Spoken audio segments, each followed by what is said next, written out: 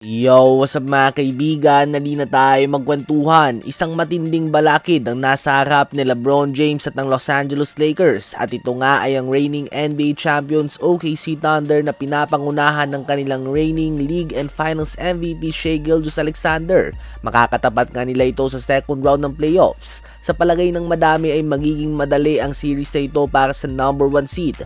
Ganun pa man ay handa nga si LeBron na tanggapin ang hamon na pangunahan ng kanyang team at the age of 41 years old. Payag nga ni LeBron sa post-game interview kahapon matapos sa pauwi ng Houston Rockets, agad niya nga daw na pag-aaralan ng team na ito ng OKC.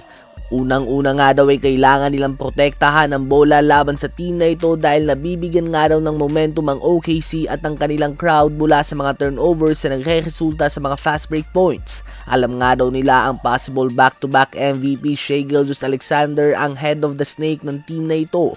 Subalit malakas nga daw talaga ang buong team nila at kailangan i-scout ng maigi. Tiyak nga daw na mahihirapan sila subalit handa umano sila sa hamon na ito. So ayun nga po mga kaibigan, tiyak na magiging matinding hamon nga ito para kay LeBron at sa Lakers, lalo na't hindi nga inaasahan na makakapaglaro si Luka Doncic at least sa first 4 games ng series na ito. Kahit nga naglalaro si Luka ay underdog sila sa mga odds, kaya naman ngayong wala ang 33 points, 8 rebounds and 8 assists per game nito na average sa bawat gabi, talagang heavy underdogs na nga sila mga kaibigan.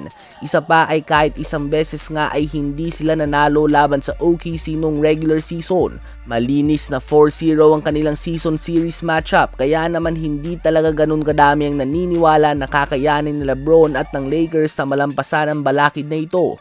Ano ba ang masasabi nyo tungkol dito?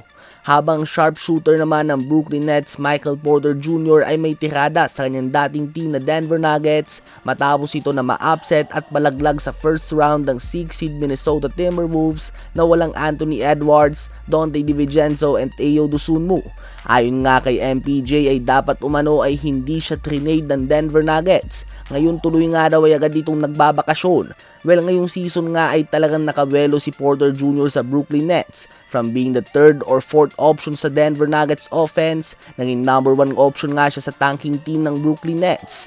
Nag-average siya ngayong season ng 24.7 rebounds and 3 assists per game, habang ang trinade sa kanya na si Cam Johnson ay nagtala lamang ng 12 points and 4 rebounds per game sa Denver Nuggets ngayong season. Si MPJ nga ay trinade ng Nuggets matapos ang hindi magandang performance sa last playoffs kung saan injured nga ang kanyang balikat, subalit pinilit na pa din na maglaro.